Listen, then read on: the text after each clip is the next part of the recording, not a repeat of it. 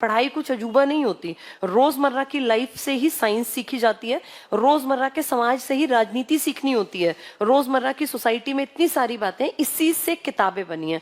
किताबों से समाज नहीं बना, समाज था, उसको देख के किताबें लिखी गई हैं। अब जैसे एक नोट देखो, कितनी नॉर्मल सी चीज है, रोज तुम इस्तेमाल करते हो, लेकिन कितनी सारी इंफॉर्मेशन है जो नोट पे हमें पता ही नहीं होती है। अब सुन ली, मैंने बता दी, तो वो इन्फॉर्मेशन आगे से तुम्हारे काम आएगी। अब जब भी तुम नोट पलटोगे ना, तो तुम्हें सारी बातें रिकॉल हो जाएंगी। यही काम करता है बस टीचर। टीचर कुछ अजूबा अनोखा नहीं पढ़ाता, जो इस सोसाइटी में, इस धरती पे है ऑलरेडी एग्जिस्टेंस में, बस उसको आसान बनाने का काम टीचर करता है। मेहनत तुम्हें ही करनी पड़ेगी। वो नोट अब जब भी हाथ में आए तो उसको पलट के उलट के देख लेना, उतनी मेहनत करनी पड़ेगी, तब तुम चीजें सीख जाओगे।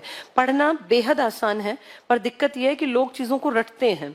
जब चीजें रटी जाएंगी ना, तो वो टफ है। अब अगर मैंने नोट बना के यहाँ ड्रॉ करके सब ना दिखाया होता, मैं आती और मैं एक पन्ना सा अपने आप लेती, एक एक पन्ना तुम में बंटवा देती, चलो याद कर लो ये भाषाएं, ये ऐसे, तो तुम कभी भी याद ना कर पाते। जैसे अब तुम इतने बड़े हो, इस बात को समझ सको, यहाँ कोई ऐसी बात नहीं है कि हमें नंबर लिख के दिखाने हैं। ये तो सीधी बात है, जिसको जितनी ज्यादा इंफॉर्मेशन होगी वो पेपर उतना आसानी से पास कर पाएगा, क्योंकि सारा खेल इंफॉर्मेशन का है। ये कोई विजडम नहीं है, ये कोई नॉलेज भी नहीं है जो तुम्हें अब लेनी है। विजडम नॉलेज तो अलग चीजें होती हैं, ये इंफॉर्मेशन है। और इंफॉर्मेशन कैसे बढ़ती है? दो तरीकों से, या तो सुन के या पढ़ के। अब पढ़ने के लिए भी अगर हमने पहले सुन रखा हो तो पढ़ना आसान है।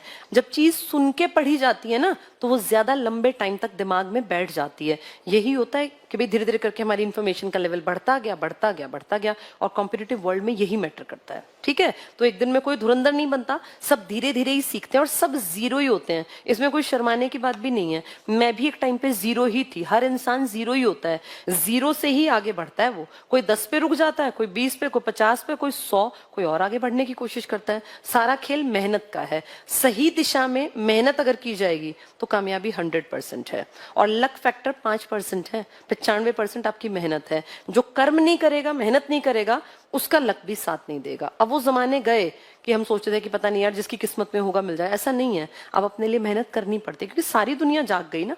अब कितने लोग पढ़ रहे हैं, आप खुद देखो, कितनी सारी गर्ल्स घर से निकल रही हैं। आज से 20-30 साल पहले लड़कियां कहाँ नौकरी करती थी?